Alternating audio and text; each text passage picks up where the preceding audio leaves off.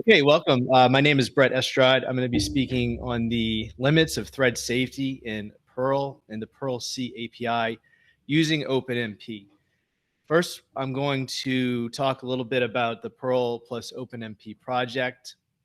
I guess it was started, I don't know, 2021, I think was the first time I actually started talking about it. But in that time, we've progressed from, I think, a lightning talk to several talks at different Perl conferences and a handful of modules that have, I think, really improved the situation as far as integrating OpenMP into Perl. This is the Perl plus OpenMP GitHub project. I invite every single person who has even a slight interest in this project to join or request joining. I don't think I have to approve, but if I do, I'm happy to do that. But this is on GitHub, Perl-OpenMP. And we also have I created a sign up list on SourceForge. It's just an old school open discussion on the using email, and that's kind of how I like to interact. But I don't think we have anybody on there. I would like to get people on there. Anybody interested in OpenMP or integrating native things with Perl on there, and so we can have some discussions. Okay, so all of the videos that I talked about, where I talk about OpenMP at the different conferences, are on YouTube. Please go watch those. Those cover a lot of the background, and you can, if you watch them in order, you can see the progression of the progress. I even have one that I presented to Houston Perlmongers, which is my home Perlmongers group, where I'm the leader, and it goes a little bit more into detail than at least from the early impetus of what we were doing, and you can contrast, I guess, what we're going to talk a little bit about today. We have several packages on CPAN. One of them is, well, these are not all of them. We're missing the alien OpenMP, but we're going to be talking about these packages here, these modules on CPAN. And then here is a quick start. This is just to give you an idea, and hopefully you can see clearly what that looks like.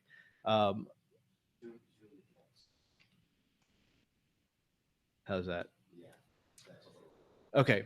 So this is about as simple as a program as you can have that shows kind of everything that is included. This is just a standard opening for a Perl script. Use OpenMP we'll talk about that a little more, but that pretty much brings all the modules we're going to use below in. OpenMP simple works with inline to give the proper compiler flags to the compilation process that happens through inline C. And then here it's just iterating over some number of threads or the number of threads that you want in Perl. And then here under the data in the C section, we've got the function that I'm actually calling, which is just simply called check num threads, and it does some stuff in there. I will talk more about what it actually does in there. But this is as easy as it is today to include OpenMP into your program. And so even all of this loop over here isn't not even necessary. This C program includes a macro that is provided through OpenMP simple. And then this is the actual OpenMP pragma. So you can imagine this is just like as if you would inline C in any Perl program, but now you have the capability to use OpenMP.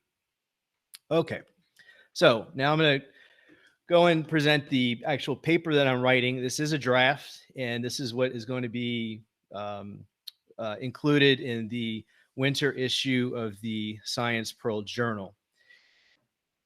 The abstract reads, this paper explores the inherent thread safety present in the Perl C API, as unintended as it may be, using a recently available suite of Perl modules that makes inlining C programs with OpenMP and controlling the OpenMP runtime environment very straightforward.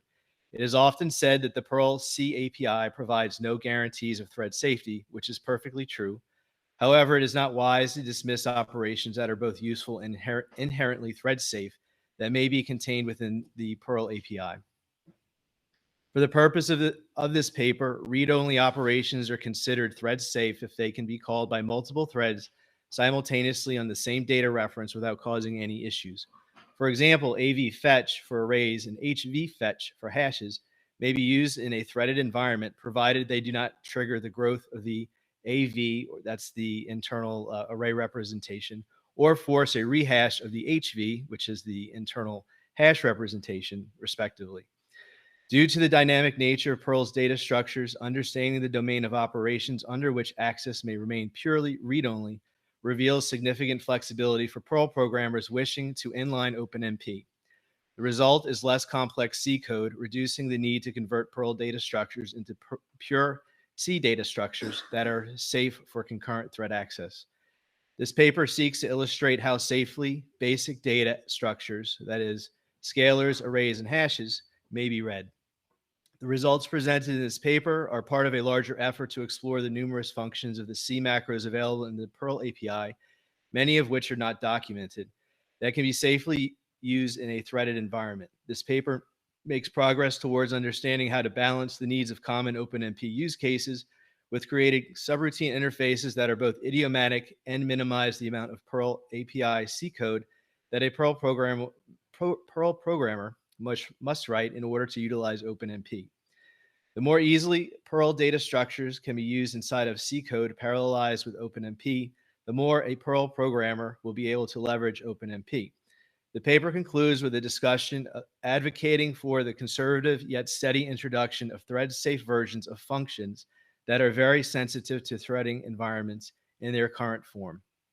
For example, those to traverse data structures such as HV iter next, which is it's used to iterate over hash structures. And that should say thread-safe versions of functions that are present in the Perl C API.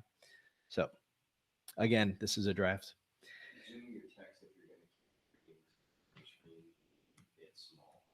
How's that? One more. Thank you. Okay. The Perl, this is an introduction. The Perl language is famously called the Swiss Army chainsaw, a term that highlights its greatest strength, the seamless integration of multiple programming paradigms. With Perl, one can elegantly combine procedural, like C, functional programming, like Lisp, and object-oriented principles, like Java, into a single coherent script. Beyond these paradigms, Perl excels at incorporating elements from the Unix command line, shell scripting, and POSIX system call interfaces. Its true superpower lies in how it enables programmers to work efficiently by getting out of the way for those skilled in its use. However, Perl was created during an era when most computers available for general use only had a single CPU. One may confidently state that Perl is uniprocess to its core, literally. The way to parallelize Perl and really all programs back then was to leverage the operating system's ability to clone or fork a process.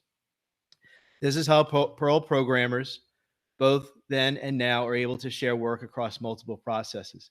Many use fork directly, while others prefer modules like Parallel Fork Manager to make it easier to manage the forking with limits. It even has event callbacks and primitive ways for processes to communicate back to the parent.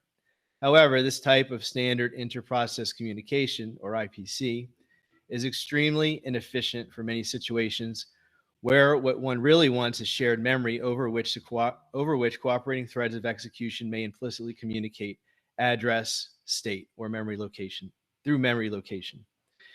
While there are other IPC options and ways of distributing work in Perl, none escape the constraints of having to use multiple Perl processes and deal with the challenges of communicating among these full-fledged operating system processes.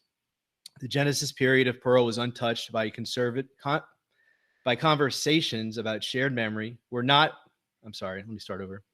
genesis period of Perl was untouched by conversations about shared memory, thread safety, or race conditions, factors largely irrelevant in simpler times. Nearly 40 years later, it is now an extremely common operating environment.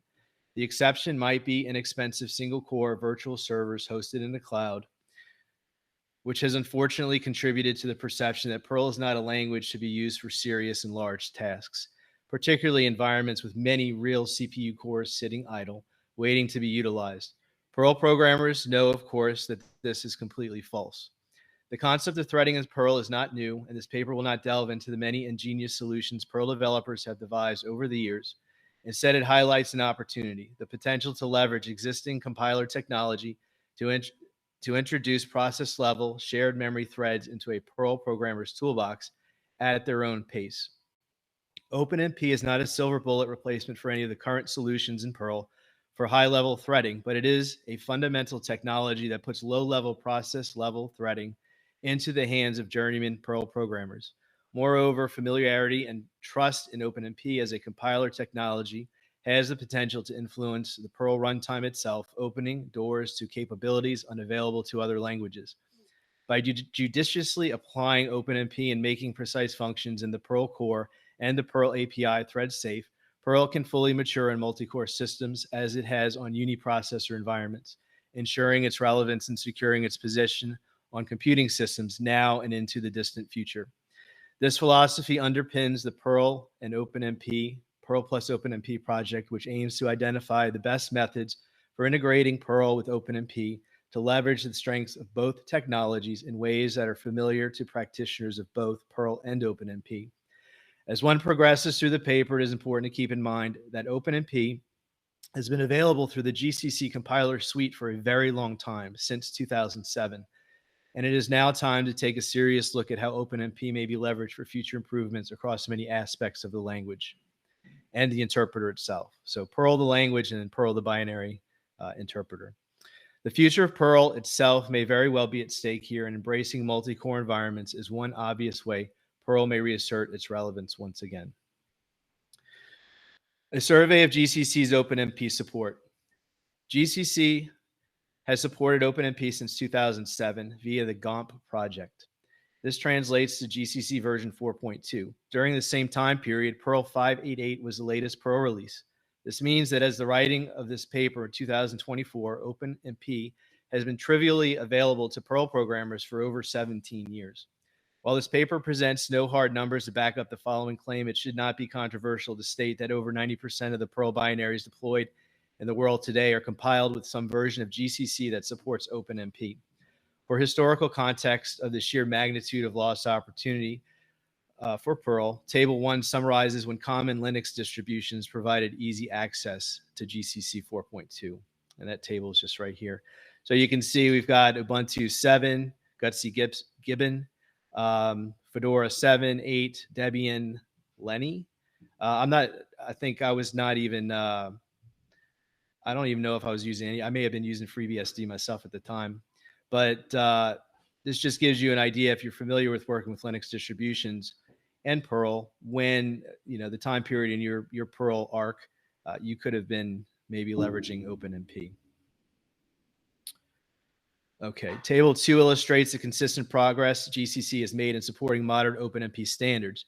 And to underscore the point that OpenMP is a stable technology with widespread and long-term support across platforms and industry, Table 3 lists all C compilers that are known to compile Perl with a year in which they first introduced OpenMP support. Years of lost opportunity is not isolated to just Perls compiled with GCC.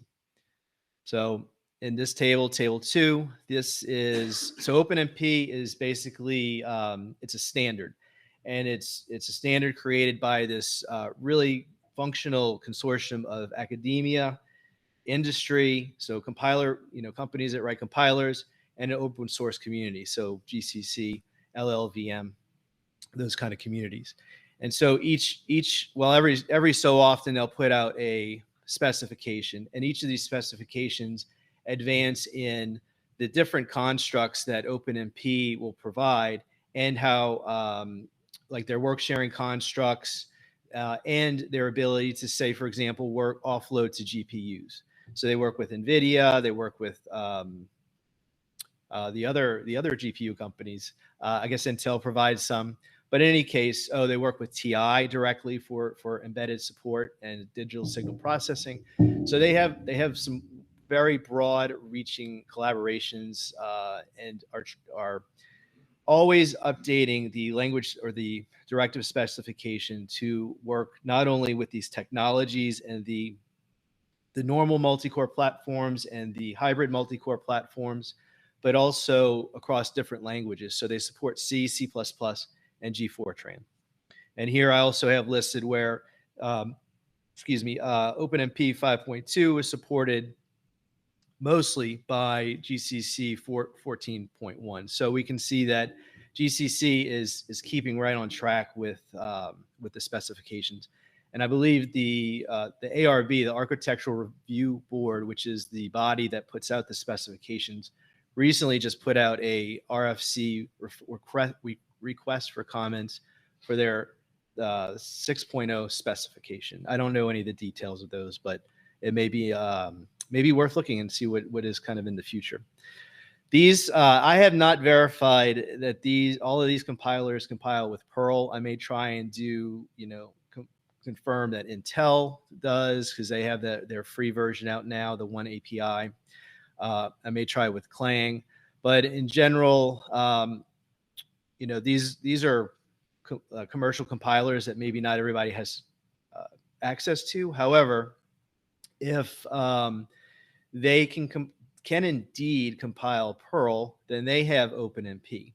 The rub is with this that currently Perl, we only support compiling, inlining OpenMP with GCC, because fundamentally the Alien OpenMP module, which is what provides that support to inline C, only knows about GCC. So we are interested in at least extending that to Clang and Intel in the near future. But if anybody is interested in exploring if anybody uses a Perl compiled with any of these compilers and is interested in using OpenMP and Perl, please let me know. Okay. Please note, I just said all this, but please note that support for OpenMP currently covers only Perl environments built using GCC and is based fundamentally on the Alien OpenMP module discussed in section 3.3 below. Users who require support of OpenMP and Perls built using compilers other than GCC should submit a feature request at the Perl plus OpenMP project GitHub project page. Be advised that requests for commercial compiler support may require a monetary or in-kind donation for the effort. Until one API support may be forthcoming due to recent developments. Full support would include updating OpenMP simple, but this is not fundamentally required to provide basic support for using it with plugin support for inline C. Okay, OpenMP presents an exceptionally rich opportunity for enhancing Perl and modern multi-core systems through inline C, given that it is available for use in Perl-related tasks literally anywhere a Perl binary exists.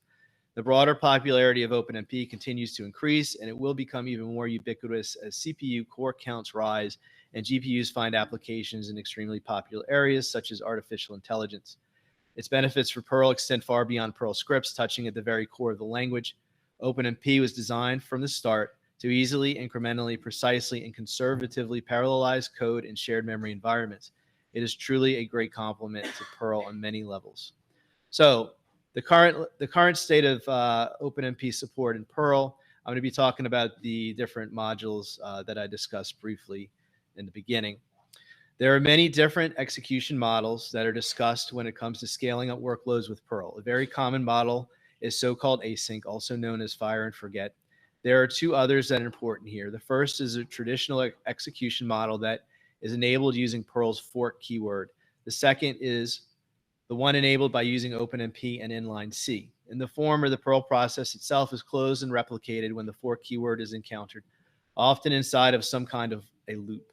In the latter, inline C is used to create a compiled shared object and create an XS interface so that it can be called inside of the Perl script like a regular Perl subroutine, except the code that is executed is object code that runs outside the purview of the Perl runtime. It is in this object code that OpenMP is used to enable real shared memory threads. The following sections delve a bit more into the details of each of these execution models. Perl and fork. Because the Perl interpreter is a sequential process fundamentally so, basic parallel execution in Perl has been facilitated by POSIX fork, as illustrated in Figure 1. And I'll show you a picture. Okay, so this picture is basically you've got one Perl process. That's that white box on the left-hand side. And then when you hit a fork, it'll fork into some number of additional Perl processes. So the Perl process at that point is cloned, memory and everything into a full-fledged operating system process. And then it runs and does its thing until it exits. We'll be hitting that up again. Okay.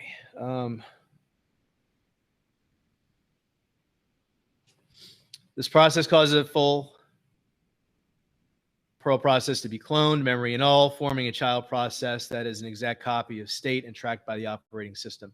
This is done such that there are then two processes running, starting initially with an identical state, then proceeding forward independently until each process ends on its own. Typically, the parent process, Perl process, proceeds to some other work or generates additional child processes via fork, while each child continues to do something else, usually a specific task, until it is completed, it completes its job and exits. Multiple children may be spawned in this way, and there are a lot of situations where this is very useful, particularly when each child process is doing work that encapsulates high latency, such as heavy disk I/O, network access, or interactions with a database server. Parallel Fork Manager is a nice module on CPAN used for managing the spawning and reaping of completed Perl child processes.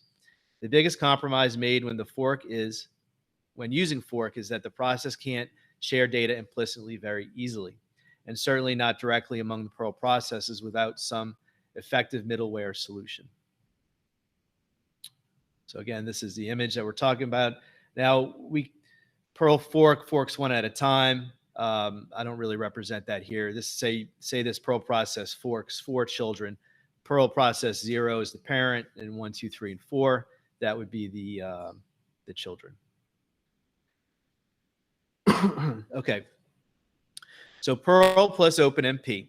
The execution model of using OpenMP inside of a Perl process, as illustrated in Figure 2, consists of a single Perl process that becomes the parent or master OpenMP thread when an OpenMP parallel section is encountered inside of a subroutine interface to a C function defined in a share object library, such as the kind provided by using inline C. And this is the picture. So this, on either end, the left and the right-hand side, it says Perl runtime. That's when you're like in the Perl code itself. And then where you see OpenMP on the left-hand side, and then it forks. That is it actually forking into 5 threads, for example, although you can control that, and proceeding through their work. Now, all of this is happening within the execution of the object code. So the execution of the Perl process itself is thread 0. It's the parent process. Within that process, according to the operating system view, it's still a single process, but now it's a total of 5 threads. They all have access to the same memory. It's not a new Perl instance. It's the same Perl instance, but now there's a team of threads that can do things within the OpenMP runtime. Okay. When running OpenMP inside of Perl, as discussed, when running OpenMP inside of Perl is discussed, that means that there is only a single Perl process. If you are reading this, then you may already know what this means in order to do anything useful.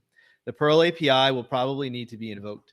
Exploring what can be done inside of a threaded shared memory environment is the point of this paper, and in particular, which should be the easiest case, simply reading data, not even modifying it or trying to do crazy things like run a Perl subroutine within the C code as discussed in 3. And that's just a reference to that the book Extending and Embedding Perl, which is a very good book. Using OpenMP inside of a Perl script doesn't preclude one from using forking, however they are spawned. But this would be considered a hybrid execution model, combining that of cloned child Perl processes that have their own OpenMP threads. This is an interesting topic that has been discussed before in 1. That's a reference to Dr. Christos's paper that he released in the first Science Perl journal and talked about at the Perl conference, which I don't think his talk's online, unfortunately. So you may have to buy the paper to see it, or buy the journal. But this is outside the scope of the paper because proper treatment could span many papers focused just on that. And that's the hybrid execution model. Okay, so I'm going to talk a little bit about the modules now, and I'll refer back to some of the Perl docs. So we'll break this up a little bit. And can you let me know when we got about 10 minutes left? 10 minutes. We got 10 minutes left now? Yes. Really? Okay. But well, you can take 15. Okay. Well, let me jump because down. You started late. Okay. Let me jump down to the crux of the paper. Okay. What I want to show is this. So this may be of interest to some people. This, when you run, so we have a code example. I'll jump here. This code example here. This is a Perl script with inline C. And then it's got this data section here. This is where the C is created. What some of you may know, or some of you may not, but the way that inline C works is that it's, where's my paper? It actually parses the C and generates excess code from that. Okay, and this is an excess file that was generated from the that quick start example. And so you can see it's got a bunch of inline or includes up here. Inline C automatically includes these first four. This include OpenMP. Oops. The include line number 5 include OMP.h. That is what's added by alien OpenMP module. And then this include this line here. That's this Perl port.h. And then there's OpenMP simple.h. This is what's added in addition by that OpenMP simple module. And so this is basically what the excess looks like for that example that inline C has created. It's basically all of the C functions. And then at the bottom, it's got this bit of excess here. Do not ask me to explain it because I do not know excess.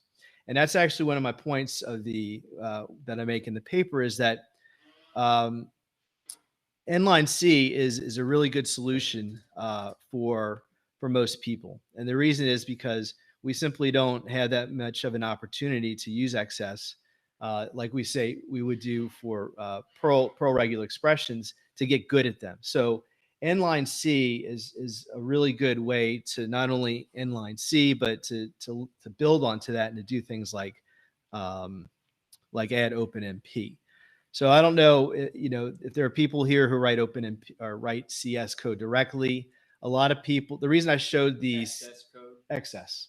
The reason I showed the excess code was because I think a lot of people they'll inline C and then they'll run that and then they'll go and grab the excess code and then they'll include that into their module or at least make that as a start. So there are people who want to use excess code.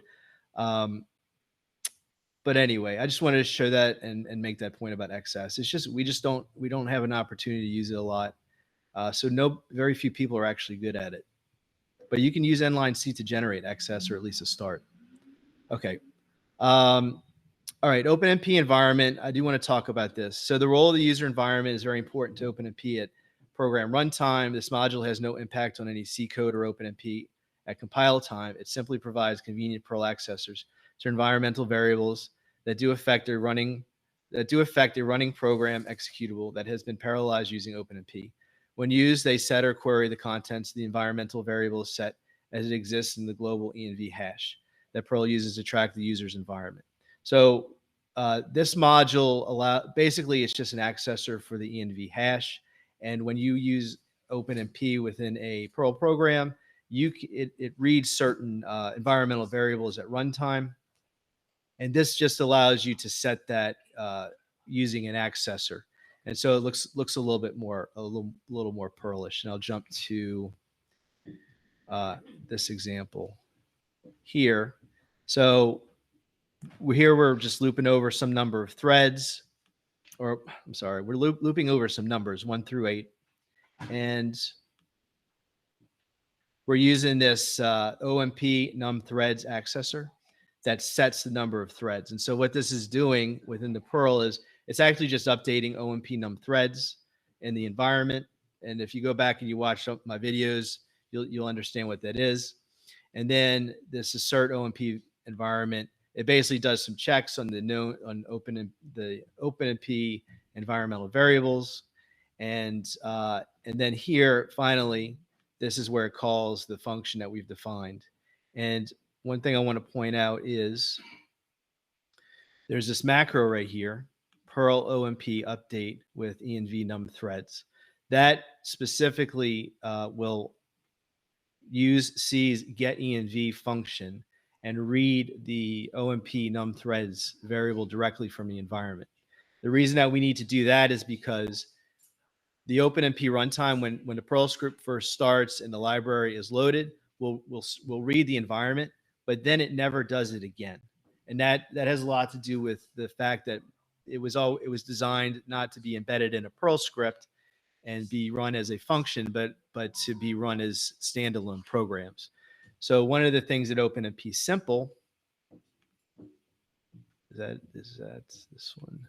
OpenMP Simple has done is provide some of these macros that do things that like read, update with env, which this is that's default device. So that's one OpenMP variable, but the one in question that we care about here is at line 44, num threads. So when you call this, when you use this macro within the inline C, what it's doing is it's just getting OMP num threads from the environment, and then it's using OMP set num threads, which is the to set during runtime the number of threads. So this is effectively doing what the Perl runtime or what the OpenMP runtime does when you start it up, but it's giving you that functionality within the C function itself.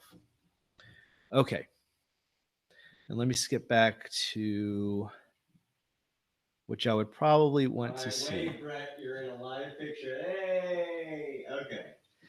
Okay, I'm going to talk quickly about the. Y'all can learn all about this stuff in some of my other talks. What you can't learn about yet is I'm looking for the. I'm going to get down to the scalar, array, and hash. Okay, I guess I do want to show this. This when you write OpenMP, you have C with OpenMP, and you compile it. With the all the compilers do this. They literally transpile the C code with OpenMP directives or Fortran or C++ into the base language with these internal function calls. So it's not, and it compiles this. So the main compiler technology and all of the compilers is to detect the directives and then create hosted code that is basically using the hints that directives give it into directly compilable code. And that's kind of a mess. Nobody really wants to write it that way. That's what the C compiler generates using OpenMP. Yeah, internally. And then it will compile that. Now, this isn't GCC. This is actually a slide that I created years ago using the OpenUH reference compiler, which was based on Open64, which I think was an AMD compiler they open sourced. But all of them do essentially the same thing. And most of them use p threads underneath. So inside of these functions, like you can see this OMPV, okay to fork, and then the actual fork is in this green line right here. OMPC fork. I don't dig into that function, but in these slides, but basically it's just using p threads directly. I think IBM uses its own threading library. You just had a comment in the Can you read chat. it? It was about env. It was from Yitzhak, and it said, "Oh boy, it disappeared. Where is it? I don't know. I can't see it. It was about using env-c to access the environmental variables. Sorry. I will. That sounds interesting. I will go back to that. Oh, there it is. It says XS is not very well documented. That's what Dr. Christo says. GCC has certain issues when it comes to high levels of optimization. It would be great if we could compile Perl with Clang or ICX instead. The snake language interpreter that Intel ships is faster than the one shipped with Unix. Clang and Intel are similar. Perl modules compile with Clang and no issues arise. And then Yitzhak says env-c is a nice little module to directly do get-env, set-env when the %env has been blocked from doing so, such as in mod Perl. Nice. Okay. Thank you. There you have it. All right, I think I need to wrap this up. Yes, you're at time. You have 2 minutes. 2 minutes? Okay. This paper goes into the importance of making these C functions with OpenMP idiomatic. So one of the things that's important is making OpenMP function subroutine interfaces to C functions that are parallelized with OpenMP idiomatic. So it's important to be able to accept Perl data structures so that when you design these functions, you can use them in Perl scripts and it will fit naturally. Let's see. Okay, so these are the safe API functions for scalars. I'll just jump to this. You can read those there, but basically it's kind of it may be obvious that reading single values, just reading them, is going to be thread safe. So there's nothing to worry about here, and I demonstrate that in the I have the repo. How did you determine that? I determined that by running these tests. It's in Perl OpenMP tests, read only. I'll share this link after the talk in the chat. But basically, you can go through and see all the different tests that I ran. I've got tests for scalar, array, and hash. I did find some interesting things. So the scalars were, this was just a first pass. I intend on looking at others. This is for array. These are the safe ones. One thing to point out, AV fetch, you have to tell it to not grow the array. Otherwise, it's safe to use AV fetch in a threaded environment. Because it auto-vivifies entries? Yes, because it'll extend if you index an element that's never been created, it will extend the... It'll create elements all the way up to that index and have undef for all of them. That's crazy. Yeah. So basically, the moral of the story is don't do anything that's going to trigger the array to change in size or for the HV to the hash value to rehash or reallocate itself and kind of rejumble. Create new hash entry data structure. Exactly. Let's see. This talks about the parameters for AV fetch, but it's just L-val, this last value. You can just set it to 0. And then finally, the really interesting stuff came with hashes. But I guess you'll just have to wait unless you want to take a screenshot of that, or we'll be providing this later. But basically, there's some interesting things within you have to understand, because you have to understand all of the ways to iterate over HVs, which I don't. And I've gotten a lot of help with this to make sure that you don't trigger these rehashings. But I was able to figure out with Nerdvana, Michael Conrad's help, how to do that. He was very helpful in this regard. That's good to know, because I do use HV iter init and iter next in both the compiler and the data type system. Yeah, he showed me a way to use HV max and then with HV array. So HV array is thread safe, but I say conditional. I don't remember what would cause it. I need to figure out what would trigger it or remember. An inner HV fetch. Yeah, the iterators, those are all because they created an underlying SV value, and you can imagine they're keeping track of what HE they're on, and so it will cause conflict, because when you call next, it'll update it, and if you have multiple threads doing next, it'll do some crazy stuff, cause you problems. Okay, so right, gong. Let me see. Oh yeah, and I go into a case for thread safe read only Perl API functions, but you'll have to wait for that. And that's it. So thank you. Okay. Wow. Thank you so much.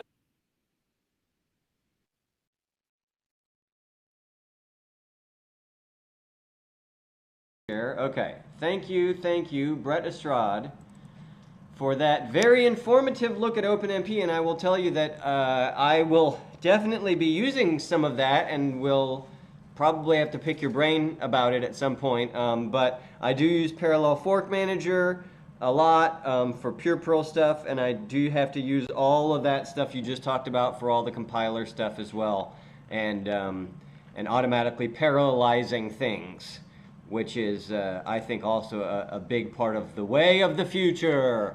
Okay.